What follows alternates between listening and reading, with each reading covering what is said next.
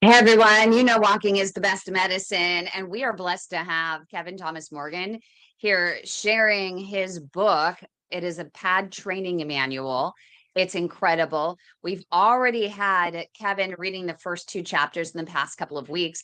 We had him talk about grief with diagnosis and how to push through that so you can start persevering with PAD. And then we talked about assessing your body and finding the right team of people to make sure that you have everything in the right place, all your ducks in a row before you start a walking routine. And today, Kevin, what are we talking about? This is chapter 3. Body awareness training. Awesome. So let's get started. He is going to read part of his book. Everyone, if you're on YouTube, make sure you like and subscribe to our channel, please, please, please. But also just write your questions or comments in the comment section, and Joshua, our producer, will bring those to us and we'll get them in front of Kevin. And if you're in our live studio audience, or if you want to join our live studio audience, info@padhelp.org.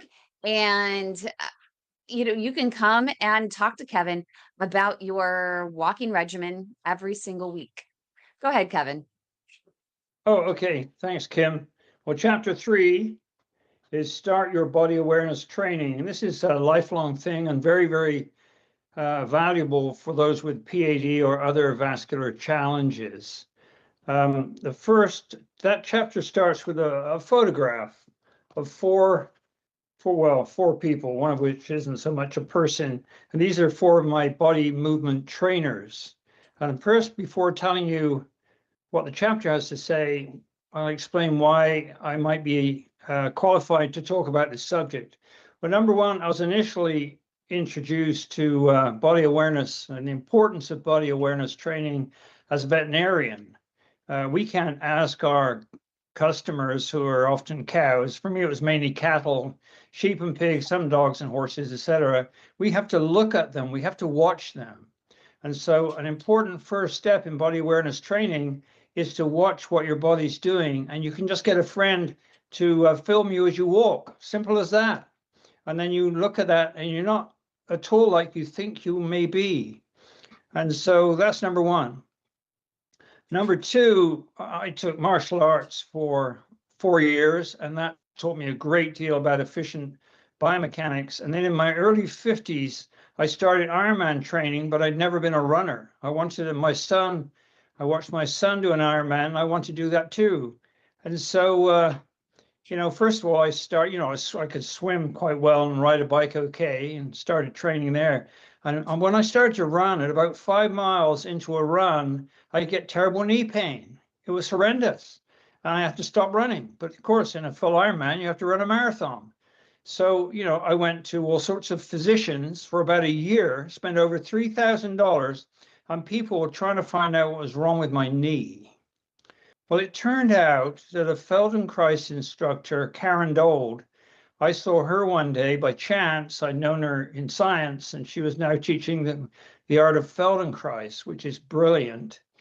And all these doctors and chiropractors got nowhere with my knee. I still couldn't run more than 5 miles. I even had a sports physician, inject corticosteroids into a bursa in my knee, and still no improvement. Anyway, I met Karen one day. She told me she was teaching Feldenkrais, which has got a really weird name, and I think that's why people don't know so much about it. It's named after Moshe Feldenkrais. It's a brilliant body movement and body awareness technique. And there are a lot of videos online if you can't afford to pay an instructor. Back then, I had a good job. I was well paid. Now I'm in my 80s and money's tighter. But so I could afford to go to Karen. And the first time I went, because of my knee, she said, "Oh, we'll walk around the room." And she watched me walk around the room. And then she had me stand in front of her and relax. And then she said, "Sway to the right. Now sway to the left." And then she said, "Do you realize that when you sway to the left, you stay straight? And when you sway to the right, your right shoulder moves forward slightly." And I looked down, and it did. It moved forward about 3 millimeters each time I swayed to the right. And she said, "Have you had any serious accidents in your life?"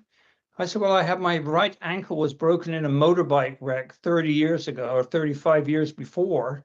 I never had any treatment beyond a cast, she said, I think you might be locking your right ankle. And when you run, that puts strain on your knee.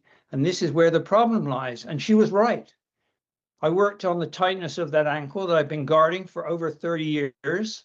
And I was having to actually wear shoes of 2 different sizes because of that guarding, which is complicated to explain. And worked out the ankle, which with the help of another physical therapist who gave me a really good idea, wrapping a towel around it and gradually pulling my foot into a straight, non-locked position. Because what I was doing, here's my regular foot, I was guarding it like this because of the break in my right ankle from the motorbike wreck. Straightened it out, took about 6 weeks, I guess. And before you knew it, I was running 10 miles pain-free. Now, this is observational body awareness training in the form of Feldenkrais. So then that got me interested in body awareness training. So I studied Feldenkrais for about 5 years by going regularly and took up Pilates and studied Continuum. And I was very lucky to find good instructors that are mentioned in the chapter. So in order to master body awareness, it helps to get instruction from outside, and you can get that from a yoga class at the Y. It won't cost you a fortune to attend a regular yoga class. I learned an enormous amount from a yoga class I took, which was called Yoga for Sport, so for athletes. And so that's why I feel I'm somewhat qualified to talk about this complex topic, but I'm no expert. I love that you mentioned Feldenkrais because my mom had a botched back surgery and she was stuck in a wheelchair. This was many, many moons ago. And my dad and my mom would go to Hawaii every year. It was just their one vacation every year. And she said, I'm not going because I'm in a wheelchair. And my dad said, you are going because I'm not embarrassed by pushing you in a wheelchair and we can still have fun. So he convinced her to go. They get there. He had a conversation with the concierge and he said, all the way across the island, there's a woman who specializes in Feldenkrais. We'd never heard of it at that point. Went there and within one session, she works her magic. I don't know what she did. I wasn't there. I didn't get to go to Hawaii. They get in the car. She says, drive her straight to the beach, push her wheelchair up to the sand and make her walk. She walked for the first time in months. And she never looked back, never went back to the wheelchair. So I'm a believer. It's incredible. Yeah, if you want to study Feldenkrais on the cheap, then you should buy Jack Hagee's book, Running with the Whole Body. There are 30 lessons in that book, which you have to do. They're very strange. Feldenkrais is odd, but effective. And that book will help your movement enormously. And it's not just for runners, it's for walkers too. It's best to walk with your whole body as well. So yeah, so my problem with my so-called knee issue, which wasn't solved with $3,000 worth of attempts from all different people, including acupuncturists, was fixed in one session of Feldenkrais where the actual problem was detected. So you've got to get the right diagnosis. And, the right movement instructor will help you a lot. So the 3rd chapter is about starting your body awareness training. I still learn new things all the time, and it's played a huge role in my work with peripheral artery disease. It's the reason I could compete in the World Half Ironman Championships in Finland in 2026. No, 2020, was it 2023, 3 years ago, whereas I've had P.A.D. since 2014, and it's really severe. I've got completely blocked vessels in certain parts of my lower legs, but it's the body movement training that got me there. And so I'm still working on that now. It's helping me overcome cardiac surgery. I had a cabbage quad bypass surgery, and there I apply all this stuff I learned from all these different instructors all the time. And now I'm back in training 4 months later. So yeah, I'm very lucky. So that 3rd chapter, the objective is to learn how to truly listen to your body, not while wearing earbuds, quietly looking inside as you move around. You have to actually listen. And if you put stuff on your ears, I don't know why people do that, but they do. And then the next on the next page, there are two related videos which give examples of the use of body awareness training in your life. One is how I helped Geneva, age 89, and stay out of assisted living, on how to stand easily.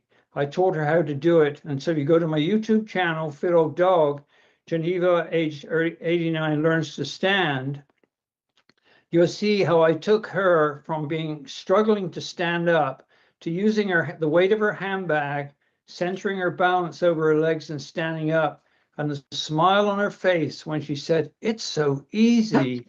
It changed her life. And her daughter actually backed off and wanting to send her into assisted living. And then I put a second video up there called How to Get Out of a Chair Safely. And this I learned from a horrendous lower back pain, which I believe was due to infection from a Coxsackie virus, and it prevented me from running a marathon the next day. And so I had to work out how to stand up in spite of severe back pain. And there I realized I could use my upper body to help my lower back. And that's shown in that video. So good instructors are essential for improving your body movement skills, but this can be cost limiting. To me, it was just a way of life. I loved learning from these different instructors. There are less expensive group training sessions. Often the easiest way to go is a Tai Chi or yoga class at the YMCA or similar. Around here, there's, I believe, a free Tai Chi session that people can go to with voluntary payment. This is an important investment for your fight against P.A.D. There are many ways to move your body, but for most of us, we don't even think about it. In fact, think about when you learned to walk. You learned to walk when you were 2 or 3, and that's how you walk from then on. And I know I was told by one instructor that I seemed to always lean forward. I lean forward on my feet. And I thought that was kind of strange. And the body movement instructor said, I think this was Rebecca, who's also in one of these videos, said, it's possible that one of your brothers, who are pretty boisterous, pushed you over backwards when you were a little kid, and it hurt Oh, and geez. frightened you. And so you lean forward all the time ever since then. And you never change the way you operate unless you stop and think about what you're doing, which we rarely do. And so that's the Yep. importance of this process. Someone wants to say something? No, I mean, I was just shocked that those little things that happen when you're young, that they can affect you in so many ways going forward is interesting. Um, and I know even for me, I love walking when I'm on here with you because you force me to think about my body and how I'm walking and why just a few days after surgery, I'm here. I'm on a treadmill. The only reason this is my first time on the treadmill since I'm only on here because you're on here and you force me to every step of the way pay attention to how my body is aligned and making sure that I'm walking with my whole body. And for me, I need to do heel to toe. I have a habit of walking also forward towards my toe. If I do that, I'm going to use my abdomen too much. And I can't use my abdomen right now and post surgery. So I'm literally concentrating on heel to toe very slowly. Every single movement has a purpose. So thank you, Kevin, for holding these sessions and helping us be aware of our body and to really think about it. I can see Mike. Mike, you're out there, you're walking. How is some of this helping you in hearing him focus on body awareness as you are out on your walk today? I'm just enjoying the weather today. Yeah, Kevin, you help me immensely. You help a lot of us immensely, and I don't really think that you understand how much you do help people. I know that you don't get the recognition that you actually deserve, to be honest. And thank you. You help me in many ways. So, especially with the P.A.D 100, I do that every single morning. Still, before I get out of bed, I do the P.A.D 100 every morning. So, You know, actually, yeah. that is interesting you say about the P.A.D 100. I feel like it's on the tip of my tongue now every day. And I even drank the Kool-Aid. And when I was post-surgery, I think that's why I'm able to move and do so well. And my legs aren't swollen from laying in bed. That was their number one concern is blood clots. and I was doing the P.A.D. 100, waiting to go into surgery, post surgery, and I did them subconsciously post surgery because the nurse was asking, "What are you doing with your feet?" And I said, "Am I doing something with my feet?" And I kind of put the two and two together, and I was doing the P.A.D. 100 with my feet as I was doing it. So I do them every day. Yeah, I think I should explain. Oh, It's okay. really, Right, Carl? I see Carl Sorry. nodding. I was just going I think that's, no, I don't know who's trying to talk. Somebody Oh. is. Oh, it was me. Sorry. I was just going to say you're probably not going to like the trainers that I've got on today, though. They're a little bit tight at the toe. Yeah, they're pretty tight. They're pretty tight at the front. You want a bigger toe box. Yeah. Are you crossing over a river right now? You could toss them off the bridge.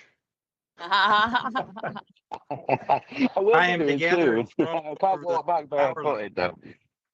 Let's see how far you Yeah. can throw them up in the air and hang them on a tree. Oh, yeah, there's that. Yeah. Anyway, the P.A.D. 100, you have to understand exactly what you're doing. And there are basically two phases. One is contracting the muscles in your feet and your calves to drive blood out of your feet and out of your calves because of the valves in the veins. And then as you lift your foot, the weight off the foot, you spread your toes, which you've trained to spread with yoga toes. And that encourages new blood to come into your feet. And thus you create a pump. And all that is shown in online videos. Okay, back to the book. There are many ways to move your body, but for most of us, we don't even think about it. If you have PAD, optimal movement can be really helpful, and I know that's true. Just watch Geneva in that related video that I referred to before. Learning how to move is a lifelong process that can pay huge dividends. Chapter 3 is just an introduction, and I go into more detail in a later chapter. Start with your own way of moving. Watch a video of you walking and think about how you move. This simple observation can dramatically improve your movement efficiency by raising your self-awareness. Learn how to listen by revisiting this subject every few weeks, though for me, it's a daily enterprise. And I have a test of your body awareness. I call it proprioceptive intelligence, which is basically what it is, knowing exactly what you're doing. And Feldenkrais told me that in detail. There were very weird things in Feldenkrais. You'd be laying on your back, and then Karen would say, "Well, Kevin, is your right ear closer to your right knee than your left ear is to your left knee?" And I would think about that, and I would feel there was a difference. Karen would never answer the question. It was you asking the question that was important.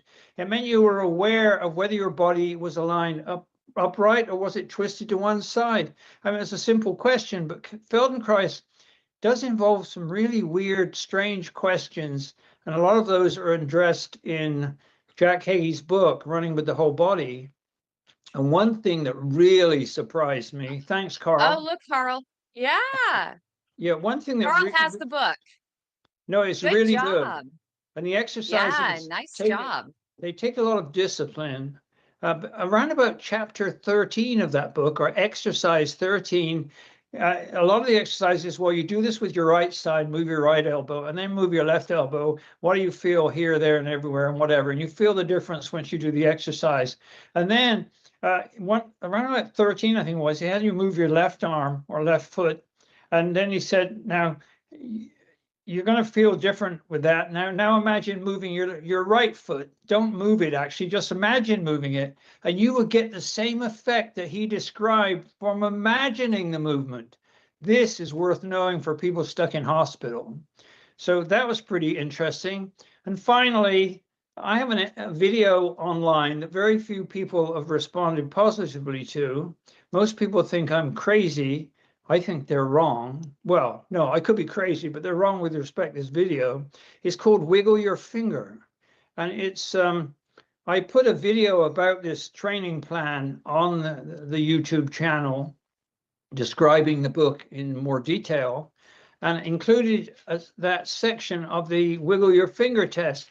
And basically, you move your finger here, and you will feel activation of hip rotators on the left-hand side of your body. And I explain that in terms of if you move your fingers, your body's expecting you to do something. It's always planning ahead. In fact, the theory is your body has already made the decision and there's pretty good evidence for this, before you even consciously make the decision. It's already ahead of you, which is kind of remarkable. And so by moving your fingers, contract your lateral hip rotators. They don't actually contract right now, but they're getting ready. You can feel it if you have proprioceptive intelligence, and not proprioceptive, the other word. And so you turn your hips and it helps your arm come forward. It makes total sense. And then if you try to grasp something by involving your thumb, like imagine you're reaching forward and then you want to grab a fruit on a plant, then both sides of your muscles contract, because now you need your pelvis stable, because you're pulling the thing off the plant. And you can feel all those things going on if you listen. If you have earbuds, you won't hear a damn thing. So, so this is the beginning of a body awareness journey that will keep you going into old age, improve your balance, improve your central core involvement. It's so important. So I'm talking about chapter 3 as an introduction, but there are 20 chapters in the training plan, which are largely based on, my approach to Ironman training, which I did for about 25 years, and now I'm working my way back. So that's chapter 3.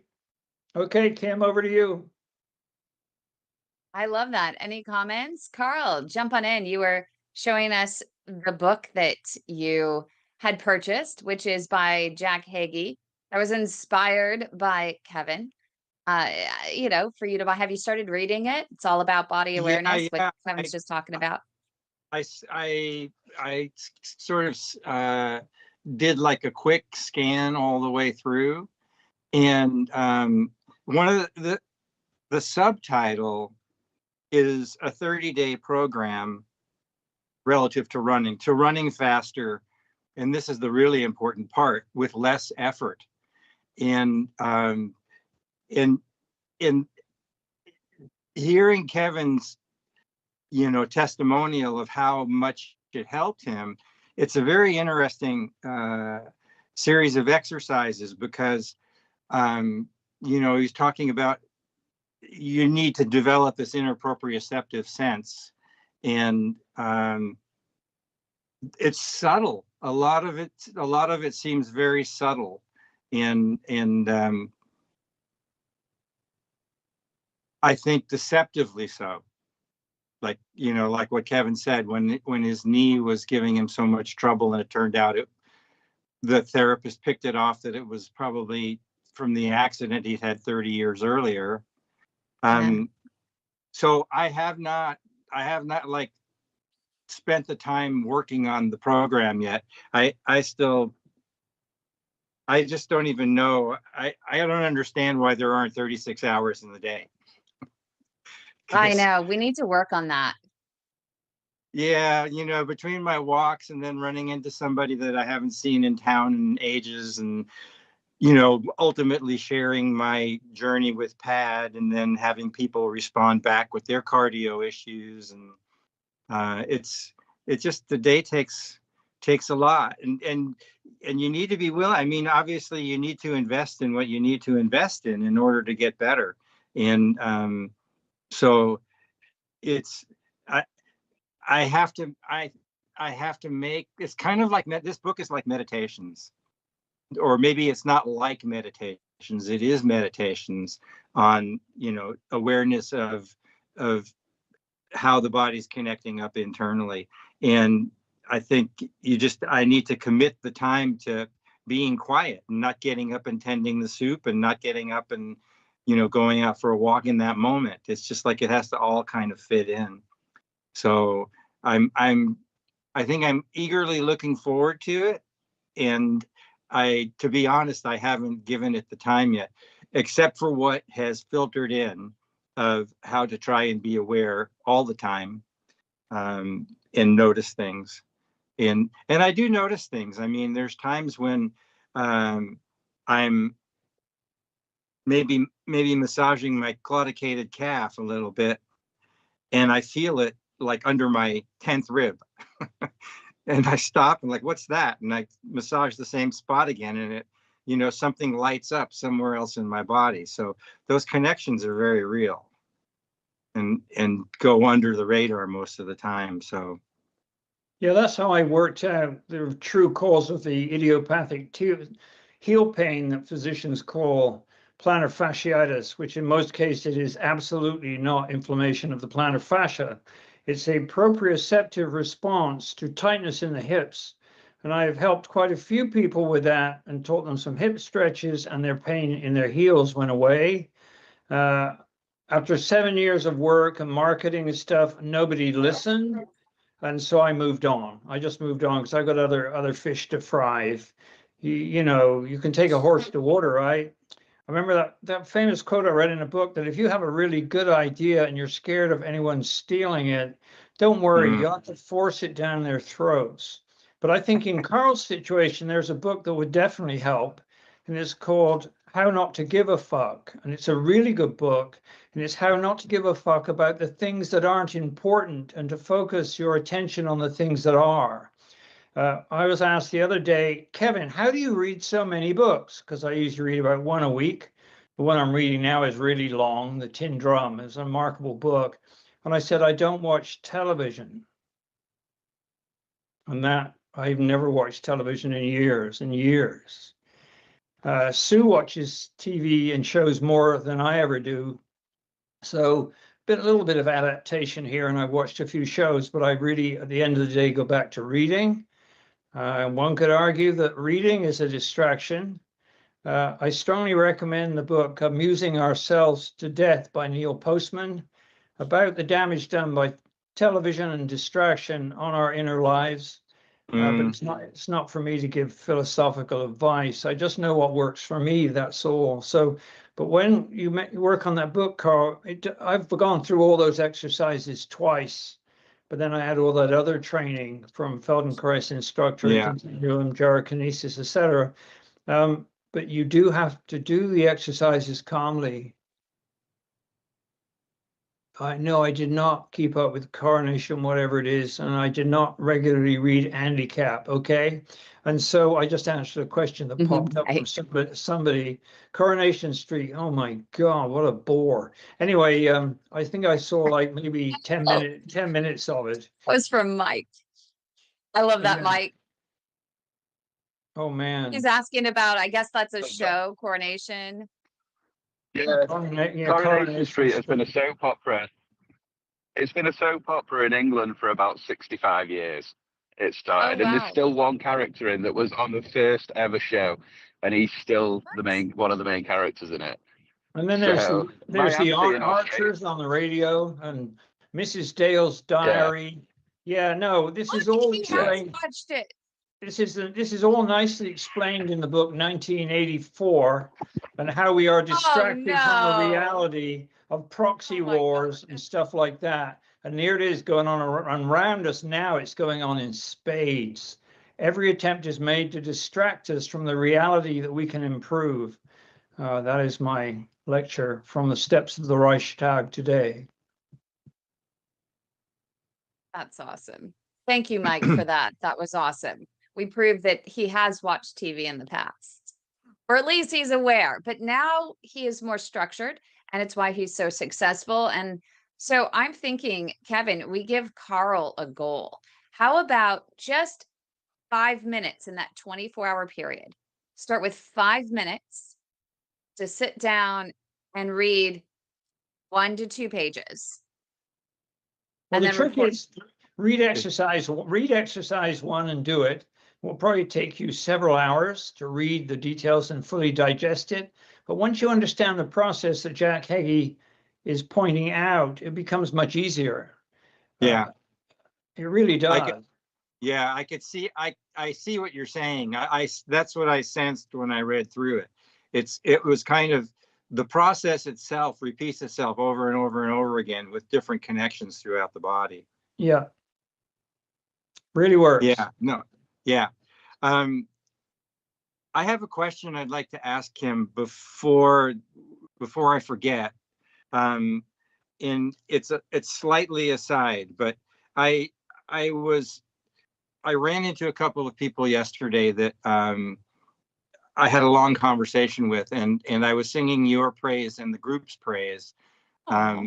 quite a bit, and they were interested, like what P.A.D was, and so I described it to the best of my ability, and one guy has a cardiac issue, and he's got venous insufficiency, and he was, I would say he was really happy for me that I'd found this group, and that at the same time, I think he was visibly jealous because he doesn't have the support group. So my question is this: are you aware of a venous insufficiency support group that functions in a useful way? So it's interesting. There isn't any formal venous support group like ours. There are a bunch of venous insufficiency groups out there, very large ones. And there is a doctor who is one of our advisors who is also in many of these groups, Dr. Deepak Sudhira, Dr. D, and he's out of the Columbus area of Ohio, specializes in advanced venous issues, and he also treats, advanced P.A.D. as well, but he really, his passion is in veins.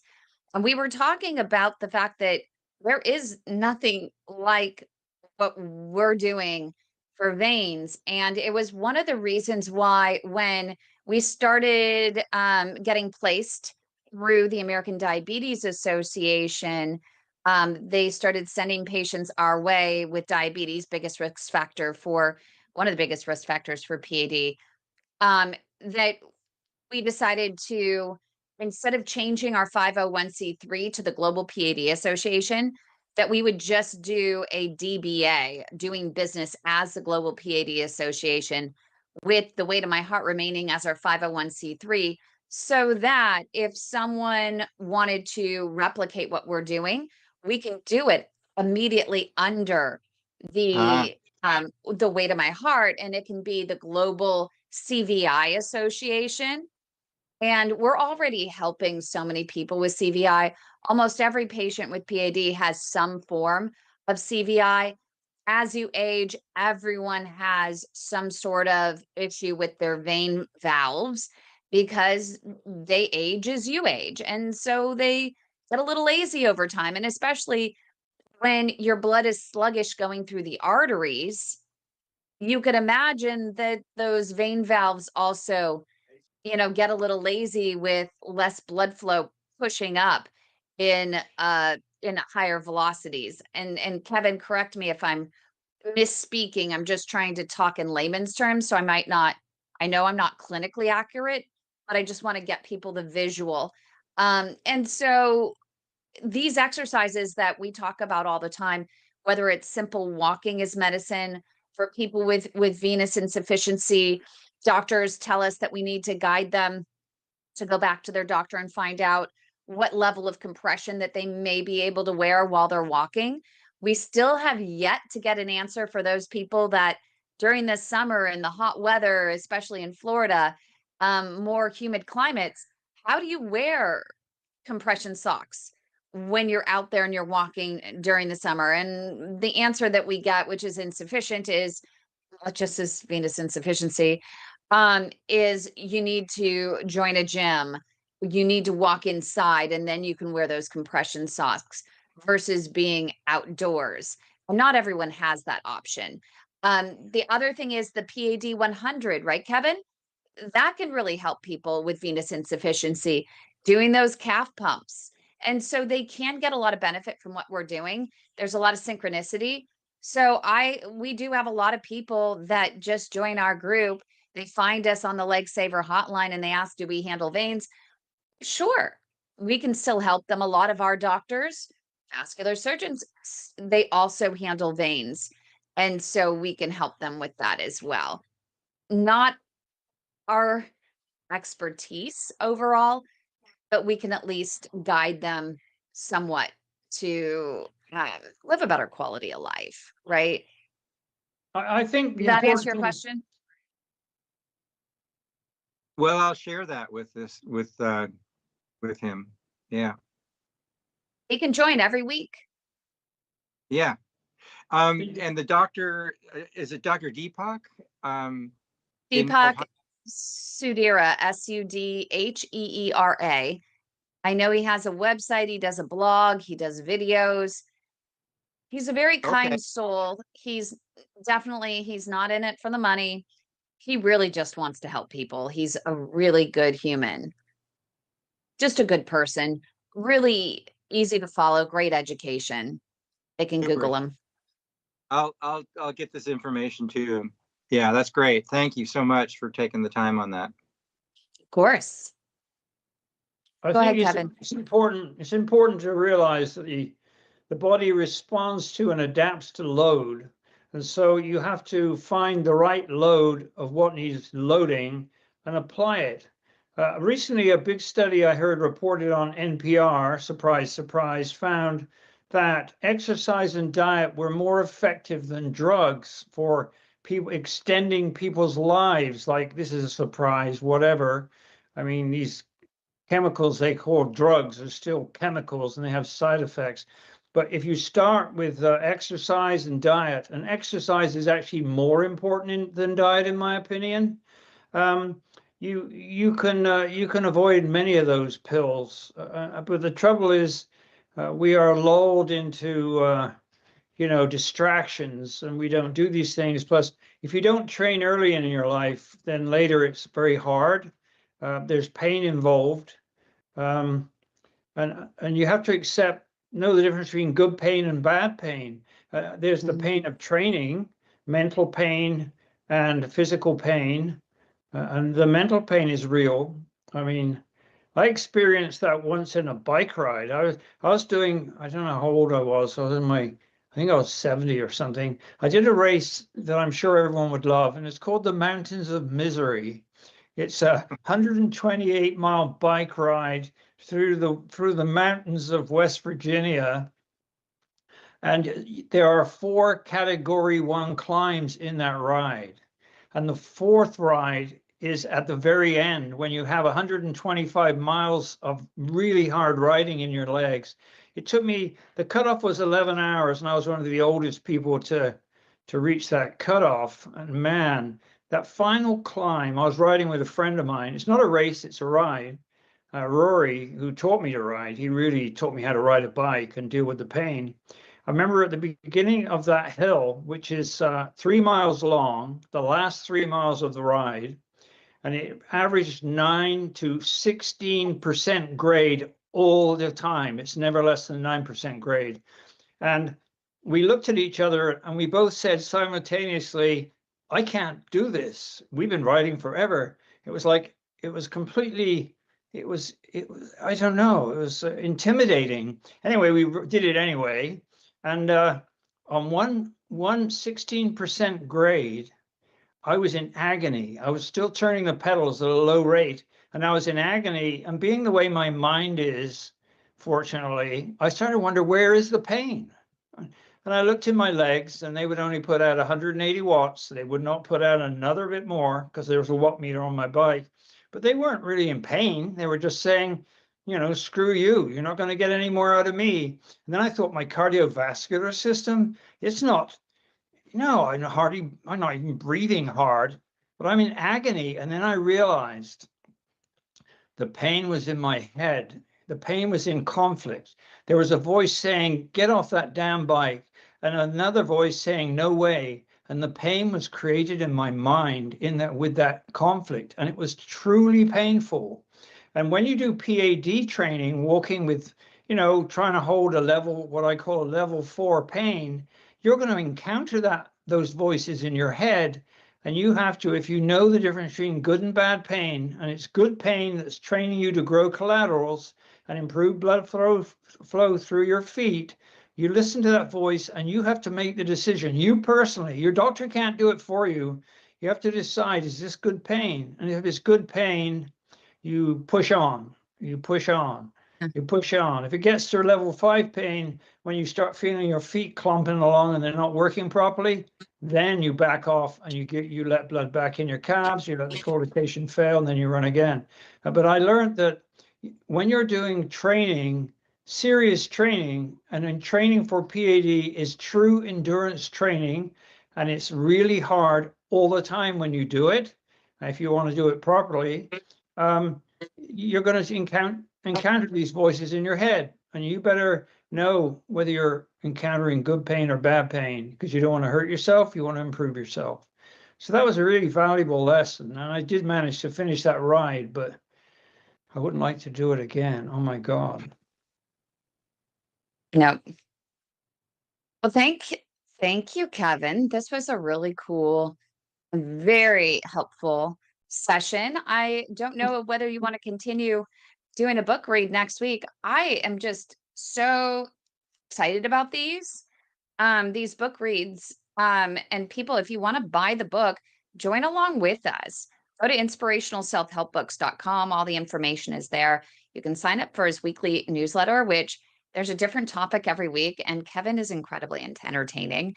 I don't know if anyone in our live studio audience is on that newsletter, but I never know what he's going to say next, but it's always very thoughtful and fascinating. It's one of the few newsletters that I do read every single week now.